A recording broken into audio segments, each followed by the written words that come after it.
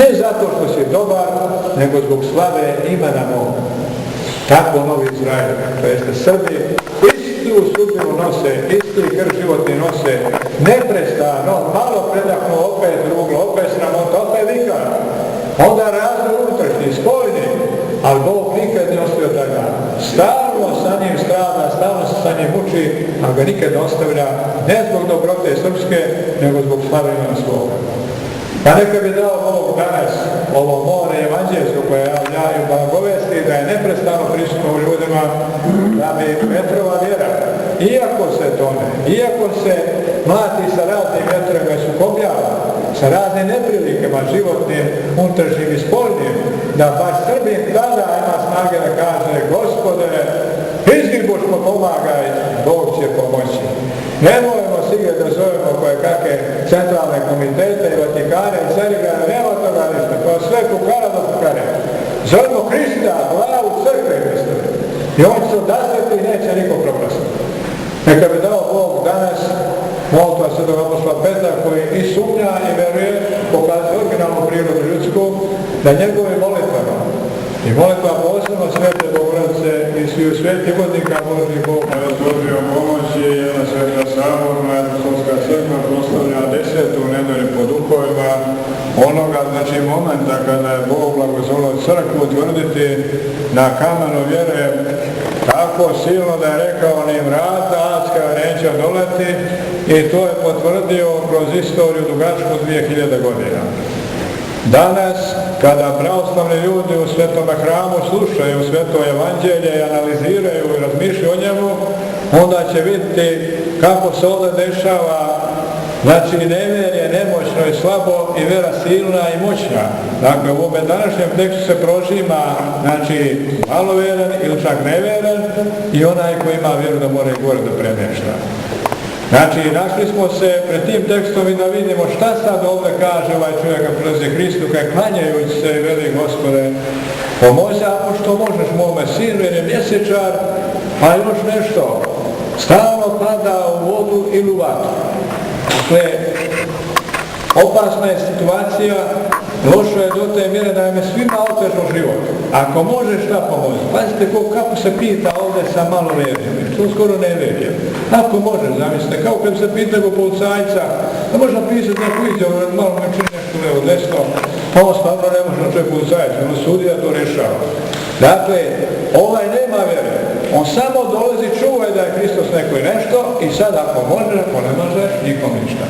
Dakle, ovdje valja popraviti stanje vjere, vjerovati onome koji je svemoćen, ne prilazi se sa pitanjem, postavljanjem, odnosno sumnjom lako može. On može, kao kad kapetan kaže, onaj čuli ste Longin, on kaže: nemoj ni dolaziti u moj kuć, samo reci moj će sluga pozdraviti da su moj vojnik. Tu recimo Jajerovu čer ili ne znam nija Petrovu tašku i tako dalje. Tu se samo radi o momentu da Hristos pogleda i da kaže: to je već zdravo. Ovaj nema toliko vjeru i zato je pao ovdje pitanje mjesečne mijene. Zamislite kako je Satan servirao u glavu, svijest ljudsku, da je opasnije više vjeri od mjesečnoj mijene nego Hristu.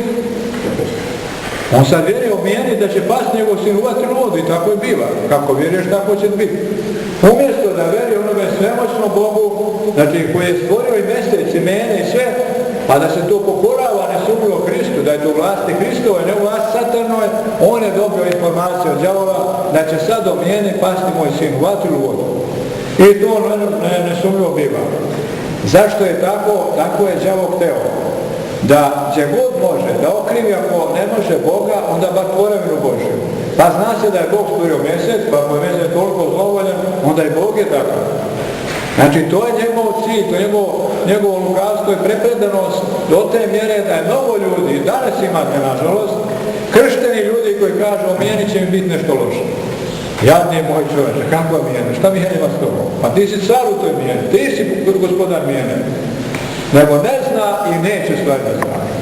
Rađe će pročitati horoskop, izračunati, ima blesulja ovih novim se pojavile, pa će izračunati kako će u to vreme biti s njim nešto i on u to plene i čeka taj moment i kad se to desi, on ide njoj ponovno da je nagradi, da mu opet izračuna horoskop i nekoliko puta dok ne završi u ludnici. I onda je završen sad, znači Satan je uspio da obori jednu dušu jednog čoveka tako je ovaj današnji čovjek ima sina mjesečara.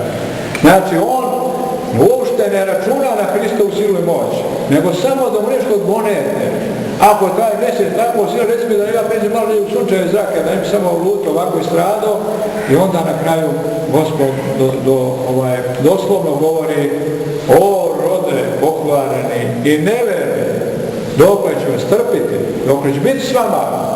Jer moguće je da se propoveda toliko dugo vera Božja, a da vi niste shvatili da ste jači od Satana i njegovi slugu.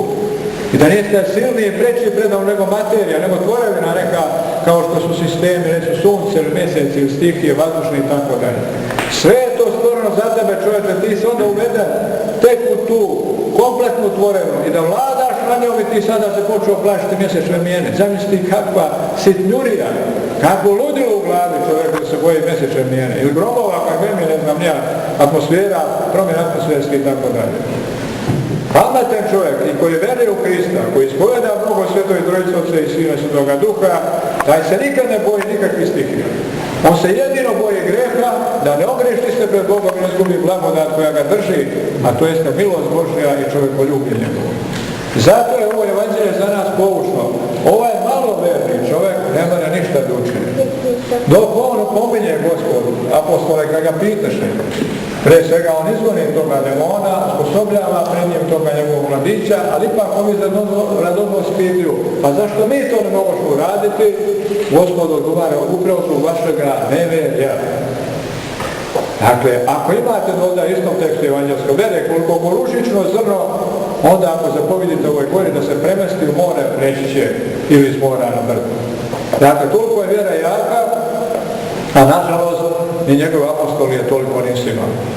Zato je on zadržao svu tu situaciju pred zborom ljudi i da napravi takav vis. Pustio je Satana da napadne u momka u koga su privali, oborio ga pred njima, izmomio i onda mu je zapovjeda: izlazi iz njega i više ne uleze. Pazite, ovdje je ogromna žrtva. On mu zapovjeda da više ne uleze u njega. Imate dosta slučaja gdje se ljudi izlečilo Satane, pa je ponovo došao i sjeo u svoj dom i srušio toga čovjeka do krajnje bijede. A ovdje je Gospod zapovedio, pošto ga sada ovdje izlomio i namučio, više ne ulezi u njega babje grijeha. Zato je ovaj čovjek sada sretan što vodi svog sina kući, a ujedno je ogroman broj ljudi, vidiš i da Bog ima vlast nad Satanom i nad mjesečnom mijenom. A ne mjesečna mijena nada mi ne daj Bože, kao što se to dešava. Nemojmo sad iz ovoga otići bez ove pouke, da je ne bi malo više analizirao u svojoj svijesti. Ja govorim ukratko, samo da vas uvodim u temu, da vi kod kuće imate knjige, narečito lepo objašnjeno u tumačenjima Svetog Evanđelja, omiljama Svetoga Vladimira Nikolaja, znači ćete opširnije i tamo obratiti u temu, ali ako već šta samo da znate, nikada pravoslavni čovjek koji se krsti časnim krstom ne treba da se plaši nikakvih stihija, nikakvih mijena, promjena, nikakvih vraćara, ni gatara, nikakvih klupčića oko pragova, nikakvih bačenih mrlina po dvorištu, nego šta treba da se plaši? Da ne greši pred Bogom i ne ruši Božje zapovijesti, kao što je Adam se grešio, od jednu Božju zapovijest izgubio svu blagodatu. I nemojmo se igrati neko kao ja sam ispunio jedno 5-6 zapovijesti, nisam baš sve. Izgubit ćeš i ti 5-6. Tamo je rečeno svete se da se poštuje na dekad idešna prema Mojsiju, a posle je Gospod dodao još dvije naročito važne za nas pravoslavne hrišćane, da ljubimo Gospoda Boga svom snagom svojim, svim srcem svojim, svim mislima svojim, svim čustvima svojim, a bližnjega svoga kaže ni manje više nego kao samoga sebe. I ove su zapravo ispružime i one su radne međusobno. Eto šta treba da ispuni današnji čovjek i da bude sretan i dugovečan i uspješan u svome radu i poslu, naročito u porodici, pa onda i u poslovanju, ekonomiji i tako dalje.